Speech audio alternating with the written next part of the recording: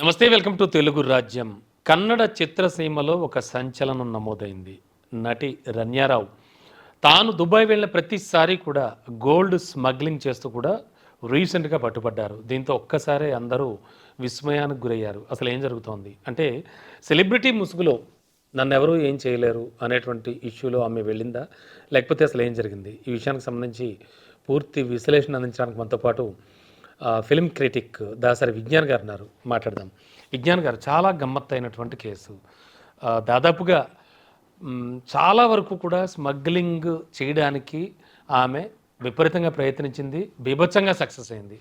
అసలు టోటల్ ఎపిసోడ్ని ఎలా చూడొచ్చు, ఏమనుకోవచ్చు? బేసిక్గా రన్య నార్మల్గా స్మగ్లింగ్ చేసినా ఎవరింత పట్టించుకునే వాళ్ళు కాదేమో.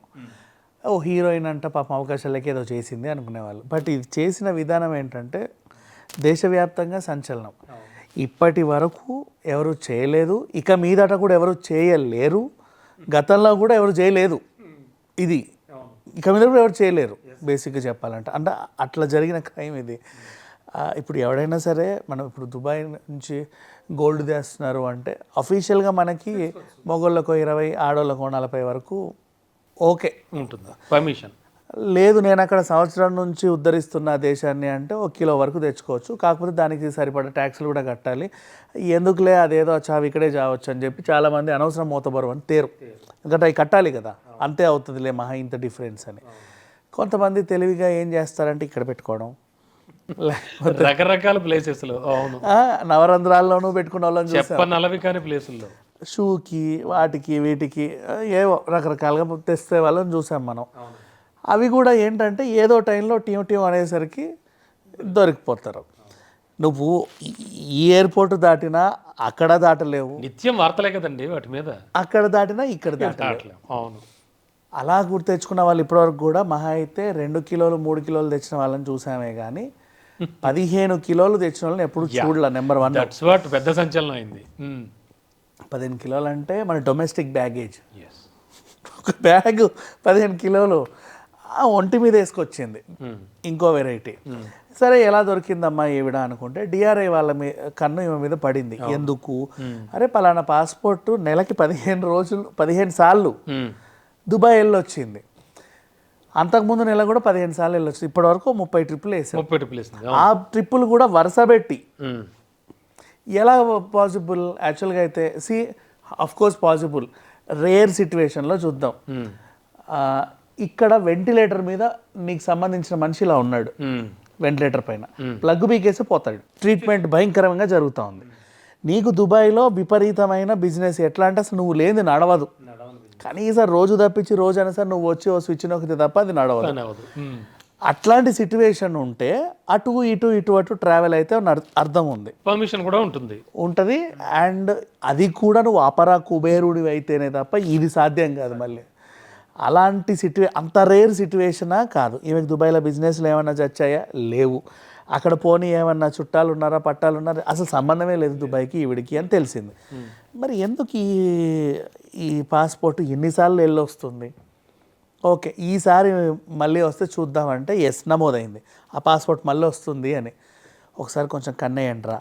ఆవిడ రాగానే ఒక బెటాలియన్ వచ్చేస్తుంది అనమాట. ఇట్లా వచ్చేసి మేడం గారు వచ్చేయండి, అటు వచ్చేయండి అని. ఈ సెక్యూరిటీ మధ్యలో బయటికి రావడం. ఇప్పుడు వీళ్ళు వచ్చి బాబు ఆ సెక్యూరిటీ కొంచెం ఇక్కడ ఉండండి, ఆ మేడం గారు మీరు పక్కకు రండి, అమ్మ వెళ్ళి కొంచెం ఈవిడ్ని చెక్ చేయంటే వాళ్ళంతా 15 కిలోల కడ్డీలు. ఇదా విషయం అనుకున్నారు. అంతకుముందు వీళ్ళకి యాక్చువల్గా ఎందుకు డౌట్ వచ్చిందంటే, సరే 30 సార్లు వెళ్ళింది కదా, అసలు ఎవరు ఇవిడ చూద్దామని సీసీటీవీ ఆ టైమింగ్స్ని చూస్తే 4 కాస్ట్యూమ్స్ 30 సార్లు తిరిగింది. 30 సార్లు వేసుకుని 4 డ్రెస్లే. అదే డ్రెస్ మళ్ళీ రిపీట్ అవుతా ఉంది. చాలా కేర్ తీసుకుంది. అరే ఇంత జర్నీ చేసే వాళ్ళకి అసలు ఎంత ఉండాలి, అదే డ్రెస్ ఎందుకు వేసుకుంటుంది? సంథింగ్ ఈజ్ ఫిషీ అనుకొని ఈవిడ్ని పట్టుకుంటే అవి దొరికాయి. నౌ ఇప్పుడు అసలు క్వశ్చన్ ఏంటంటే, వీళ్ళు ఏం చేస్తున్నారు? మా నాన్న డీజీపీ తెలుసా అని చెప్పేసి చెప్పడం.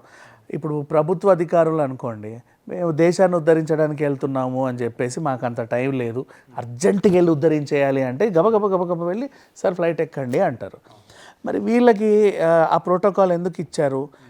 సో పోలీస్ హయ్యర్ అథారిటీ వీళ్ళని మేనేజ్ చేశారు. సరే, ఇక్కడ మేనేజ్ చేశారు. ఆ టీవ్ అనేవాడు నొక్కి ఆఫ్ చేసి నేను ఇలా అన్నాడు, అంతవరకు ఓకే. అసలు అందులో దూరితేగా నువ్వు దూరనివ్వట్లా, డైరెక్ట్ అటు నుంచి వెళ్ళి ఫ్లైట్ ఎక్కిచ్చేస్తున్నారు. ఏంటి మతలబ్ అసలు ఎవరికీ అర్థం కాలేదు. ఎంతమంది అమ్ముడు పోయారు? ఎయిర్పోర్ట్స్ అథారిటీ ఆఫ్ ఇండియా ఏమైనా అమ్ముడు పోయిందా? ఇంకెంతమంది ఉన్నారు? బికాజ్ నువ్వు ఇక్కడ దాటావు సరే, ఎందుకంటే నీ బలగం ఇక్కడ ఉంది కాబట్టి ఈజీగా బయటికి వచ్చావు. మరి దుబాయ్లో ఎలా దాటావు? అక్కడ ఎక్కనివ్వరే, నేను మొత్తం చెక్ చేసి కానీ అక్కడ ఎక్కనివ్వరు. నువ్వు అక్కడ దాటావు. మేనేజ్ చేశారు వీళ్ళు. అక్కడ ఒకటి కాదు రెండు కాదు, అడుగు అడుగున ఏదో ఉంటుంది, అవన్నీ దాటుకుంటే కానీ నువ్వు ఫ్లైట్ ఎక్కలేవు. అక్కడ ఎలా మేనేజ్ చేస్తావు? చివరికి బోర్డింగ్ దగ్గర కూడా వాక్ అందులో నుంచి, నువ్వు ఆల్రెడీ అవన్నీ దాటుకొనే వచ్చావు, అయినా సరే బోర్డింగ్ దగ్గర కూడా అందులో నుంచే నడవాలి మనం. ఎక్కడో దగ్గర ఆ డ్యూటీ అంటది, అనకుండా అయితే ఉండదు, దాని డ్యూటీ అది. బట్ అలా ఎలా మేనేజ్ చేసింది? పోనీ నువ్వేమన్నా పైలట్వా, ఇన్నిసార్లు పోయి రావడానికి కాదు, ఎయిర్ హోస్టెస్వా కాదు, అంటే మెయింటైన్ చేయడం చాలా హై లెవెల్లో చేసినట్టుంది. సో హౌ అని ఇప్పుడు వీళ్ళు పట్టుకుంటే ఒళ్ళంతా గాయాలు ఉన్నాయి చూడండి, నేను నీరసించిపోయిన ఇన్ని ట్రిప్పులు వేసి నేనేం మాట్లాడలేకపోతున్నాను, క్వశ్చన్స్ వేయకండి డిఆర్ఏ వాళ్ళతో. వాళ్ళేమో ఈమె తరఫున అడ్వకేట్, పాపం చూడండి నా క్లయింట్ ఎలా అయిపోయిందో, ఒళ్ళంతా గాయాలు కాదవి, ఆ కడ్డీలతో టైట్ కట్టావు కదా ఆ మరకలు, ఆ మరకల్ని గాయాల్లాగా చూపించేసి అలసిపోయిందని చెప్తున్నారు వాళ్ళు బేసికలీ. సో ఇది ఇప్పుడు ఎంత పెద్ద సిండికేట్ ఉంటే తప్ప ఇలా జరగదు. సో ఈవిడేమో నోరుకు మెదపట్ల, అడ్వకేట్ ఏమో ఈవిడ ఎలాగైనా బయటికి తీసుకురావాలనుకుంటున్నారు. ఇప్పుడు ఈవిడ ఏ పేరు అయితే చెప్పింది, మా నాన్న డిఐజీ తెలుసా, ఆ బసవరాజు అనే ఆయన, ఎందుకు నువ్వు ఇంత హై సెక్యూరిటీ ఇచ్చావు నీ వెనకాల? మాకు తెలియదండి మేడంకి అది ఇది.